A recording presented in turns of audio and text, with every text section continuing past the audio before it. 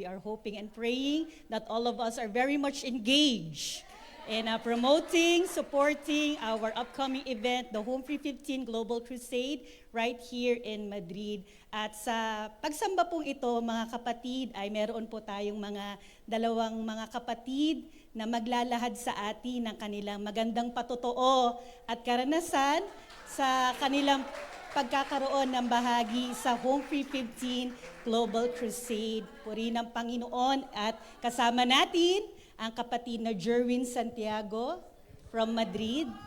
Hello And po, also- magandang hapon po sa ating lahat, sa lahat po ng nanonood via live stream online.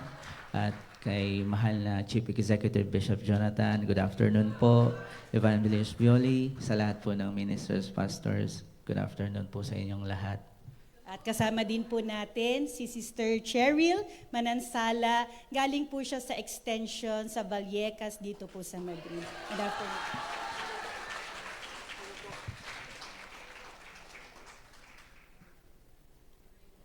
Hello po, magandang tanghali po sa bawat isa, especially sa ating pong Chief Executive Minister Jonathan Ferriol, sa ating pong Evangelist Bioli po, and sa mga bawat manggagawa, pastors at mga kapatid po. Magandang tanghali po. Praise the Lord. At maaari niyo po bang maibahagi sa amin? Maybe I'll gonna start with Brother Jerwin. Can you tell us your wonderful experience sa Home Free Global Crusade? Una po sa lahat, nagpapasalamat ako sa Panginoon sapagkat ako po ay katanggap ng kaligtasan nagmumula sa Kanya. And also, I would like to thank our beloved apostle for his ministry. If it wasn't for him, I would not be here pleasing God or serving God. And to our beloved Chief Executive Minister now, siya pong kinasakapan ng Diyos upang gawin ng Home Free Global Crusade. Last January po, 2 weeks before, I was hype. Lalo po akong nahamon sa mga message nila Bishop. Gayon din po, susundan pa ng message nila Pastor na kung ikaw, lahat naman po tayo nagnanasa na maakay natin ang ating mga pamilya. So, sabi po ni Pastor, kung kailangan na gastusan natin ang ating mga pamilya para sila ay makatanggap ng kaligtasan, gawin natin kahit gaano pa kalaki yan gagastusin natin kasi babalik naman po yan eh. Kailangan natin mag-invest talaga para sila ay makatanggap ng kaligtasan. So, ginawa ko po, ako po yung nagnasa, kinausap ko po yung father ko kasi yung mama ko po nakadepend lang sa kanya. Kung ano yung decision niya, yun din po yung decision ni mama. Ako, tama. Tapos, hindi ko po expect na papayag si Papa na dumalo sila sa Home Free kasi malayo po from Tarlac pa tapos to Luneta. So, biyaya po ng Panginoon, siya po ay pumayag. And then, a week before, meron pong dumalo sa bahay namin ng mga manggagawa, bagong destino daw po sa bayan namin.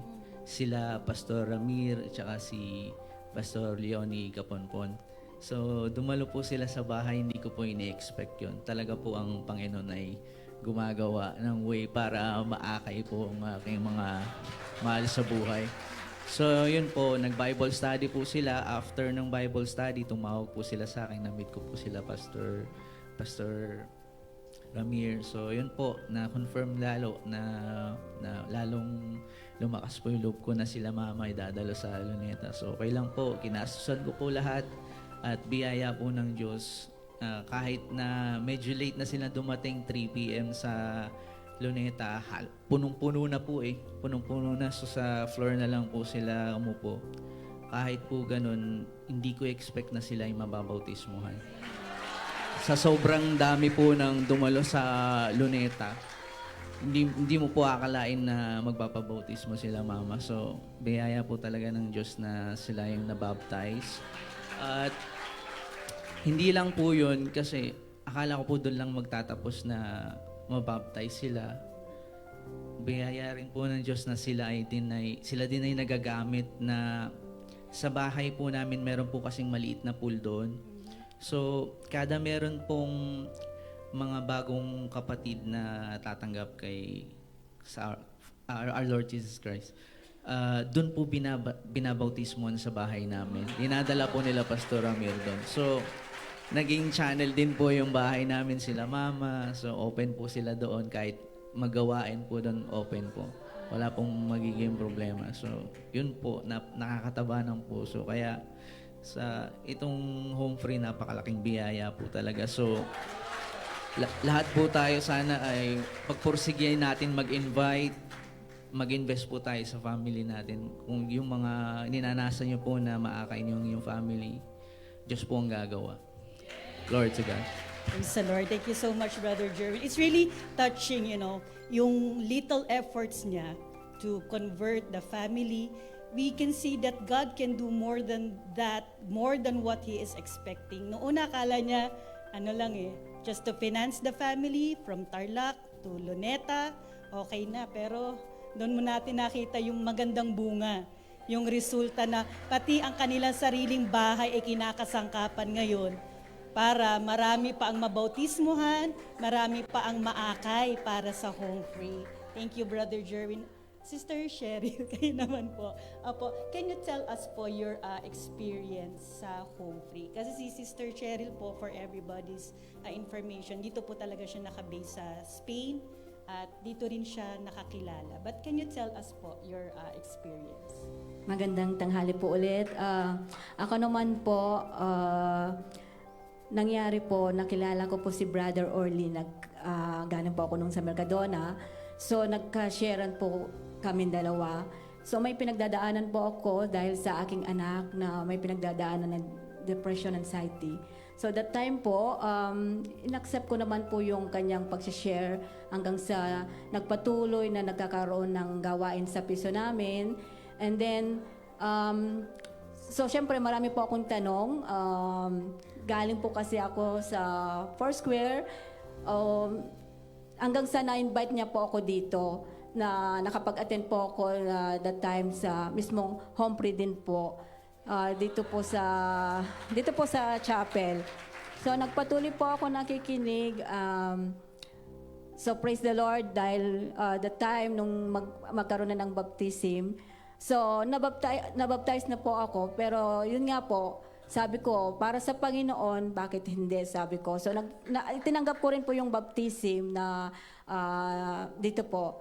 So, sa pagpapatuloy ko po na pag-attend dito, nakita ko po na nakaka-bless po yung home free at saka po yung bawat isa, nakita ko po yung excellent service, talagang united po. Yun po yung nagpapaano sa akin na tinitignan ko po, yun po yung napakagandang tignan sa bawat isa, kung paano binibigyan ng papuri talaga yung Panginoon sa paglilingkod.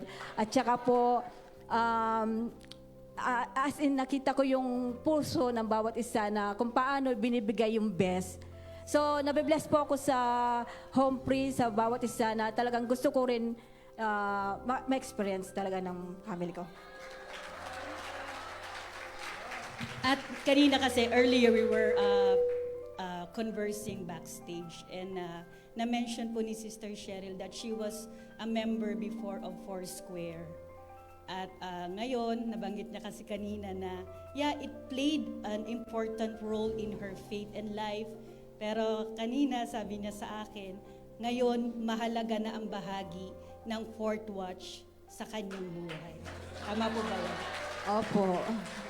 So, talagang sabi ko nga, marami nga akong gusto pang malaman o matutunan. So, kaya bakit ako nagpapatuloy? Kasi nga, sa paglilingkod natin sa Panginoon, every minute, so hindi natin hawak ang buhay. Ayaw kong mag-regret. So, sabi ko, binigyan kong chance na magpatuloy dito. Sa Lord.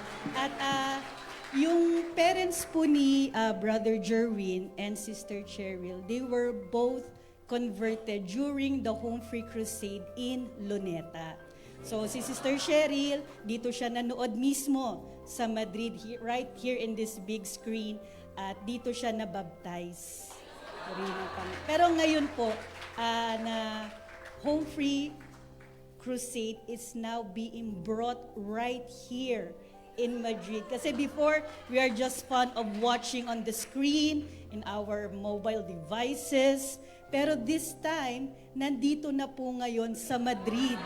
Dad, dinala na dito sa Madrid ang Home Free. Brother Jerwin, what are you looking forward ngayon na dito na talaga mapapanood na natin live ang Home Free? Super excited po. Sister Jamil and I are praying na sana marami kaming ma-invite. We're expecting na mapupuno yung venue. So, sana po lahat tayo mga kapatid mag-invite tayo na mag-invite para mas lalo pang pagtagumpay ang ating ang gawain ng Panginoon. Sa inyo po, Sister Cheryl, ngayon nga na dito na dadalhin talaga ang Madrid. Excited na po ba kayo? What are you looking forward po ngayon na dito na talaga sa Madrid ang Home Free?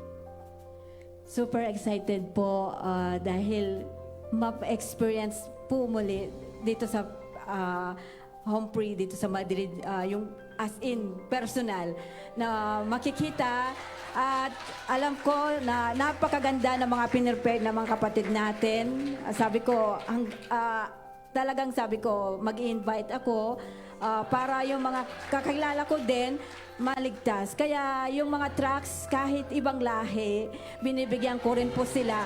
Kasi yun yung heart ni Lord na makapag-evangelize ng tao. So sabi ko, kasi kung hindi, kung ako lang, sabi ko, hindi ko sila din matututukan. So, dalhin ko sila dito. Maraming manggagawa na mag-aalaga sa kanila para maligtas po sila. So, I'm super excited po sa mararanasan ko muli sa Home Free.